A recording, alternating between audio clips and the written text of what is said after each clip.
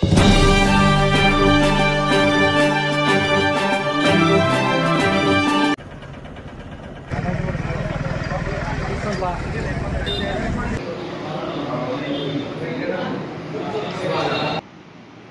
5 ఏళ్లుగా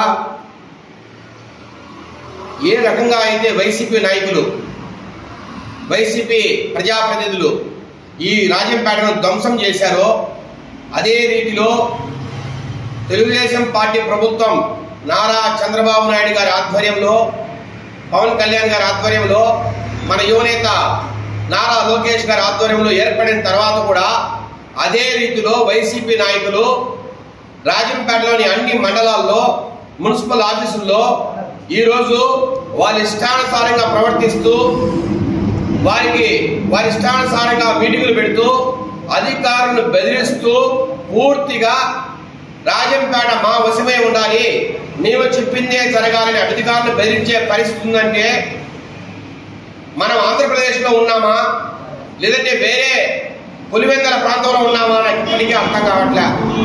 నందలూరులో ఎంపీపీ ఒక పక్క అధికారం బెదిరిస్తూ మీటింగ్లు పెడుతున్నాడు, ఇంకొక పక్క రాజంపేట మున్సిపల్ కార్పొరేషన్ కమిషనర్ అతని ఇష్టానుసారంగా ప్రవర్తిస్తున్నాడు, ఇంకొక పక్క ఊటుకూరులో పెద్ద ఎత్తున 40 నుంచి 50 ట్రిప్పర్లు పెట్టి అధికార పార్టీ నాయకులు మట్టి దొరుకుంటూ ఇక్కడ రాజంపేటకు అతి దగ్గరలో 80 ఎకరాల లేఅవుట్ వేయాలని ఎవరు పర్మిషన్లు ఇచ్చారు, ఎవరి భూమి, ఎట్లా అంత భారీ లేఅవుట్లో ప్రభుత్వ పర్మిషన్ లేకుండా వేస్తున్నారో, అసలు మట్టి దొరకడానికి ఎవరు పర్మిషన్ ఇచ్చారో.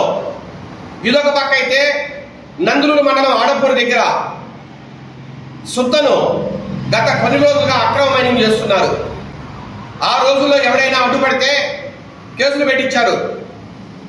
అలాంటి మైనింగ్ ఈరోజు అక్రమ మార్గంలో నడుస్తోంది. గత 4 రోజులుగా కొన్ని 10ల సంఖ్యలో ట్రిప్పర్లు పెట్టి అక్రమ మైనింగ్ చేస్తున్నారు అక్కడ. అట్లాగే ఊటుకూరు ఏ గవర్నమెంట్ డిపార్ట్మెంట్ ఆఫీస్కి వెళ్ళా ఇంకా వైసీపీ నాయకుల హవానే నడుస్తోంది.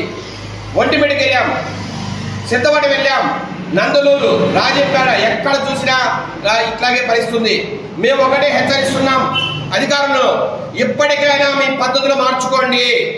మీరు ఒకప్పుడు వైసీపీ నాయకులు ఇక్కడికి ట్రాన్స్ఫర్ చేస్తే వచ్చిండొచ్చు, అంత మాత్రాన వైసీపీ నాయకులు చెప్పినట్టు మీరు విన్నట్టయితే ఖచ్చితంగా కార్యాలయాలు ముట్టడిస్తాం.